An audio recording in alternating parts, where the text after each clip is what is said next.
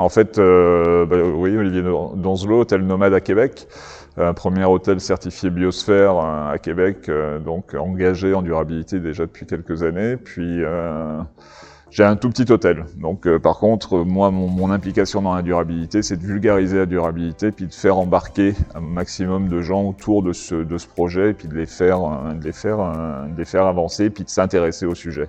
Aujourd'hui, là, je suis le cours de tourisme durable du GSTC, notamment, qui aborde notamment toutes les questions liées aux critères du GSTC et les critères auxquels il faut faire attention.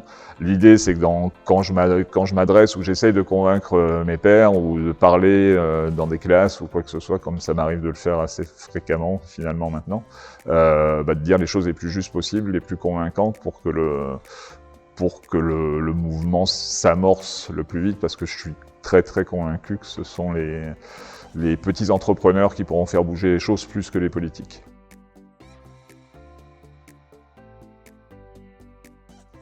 Alors en fait, jusqu'à présent, en fait, ce qu'on a surtout abordé, c'est les différents niveaux de certification, différents niveaux des organismes certificateurs, les accrédités, ceux qui utilisent les standards reconnus, etc., qui est un petit peu complexe, et pour les gens qui n'ont pas du tout l'habitude de rentrer sur ces sujets-là, c'est bien d'avoir ce refresh, parce qu'au moins ça vous donne l'heure juste sur à quoi il faut faire attention quand on choisit par exemple un organisme certificateur, jusqu'où on veut aller. Est-ce qu'on veut juste quelqu'un qui travaille avec des critères reconnus, ou quelqu'un qui est accrédité par le GSTC pour pouvoir avoir une certification GSTC? Ça dépend vraiment des objectifs poursuivis par chaque organisation.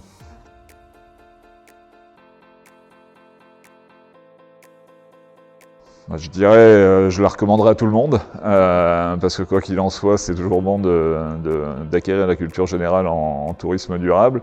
Non, je dirais que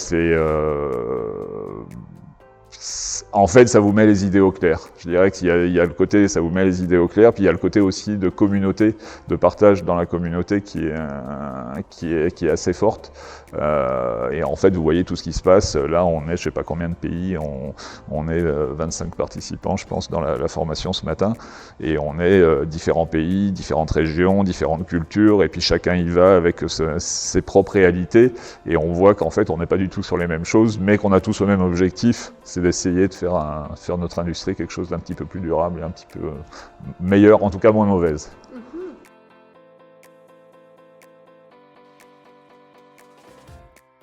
Alors je dirais que il y a l'implication dans Hôtel Nomade, puis l'implication aussi dans Tourisme Durable Québec, dont je suis membre, et puis membre actif. Notamment, il y a on met toute une série de ressources à disposition des membres, et notamment dans la rédaction d'articles, de recommandations, etc. Et en fait, c'est aussi là, puisque en fait, c'est une source d'information pour l'industrie touristique du Québec, et en fait c'est de nourrir un petit peu aussi le site de Tourisme Durable Québec avec des informations justes, et je suis accompagné d'ailleurs sur cette formation par la directrice générale de Tourisme Durable Québec.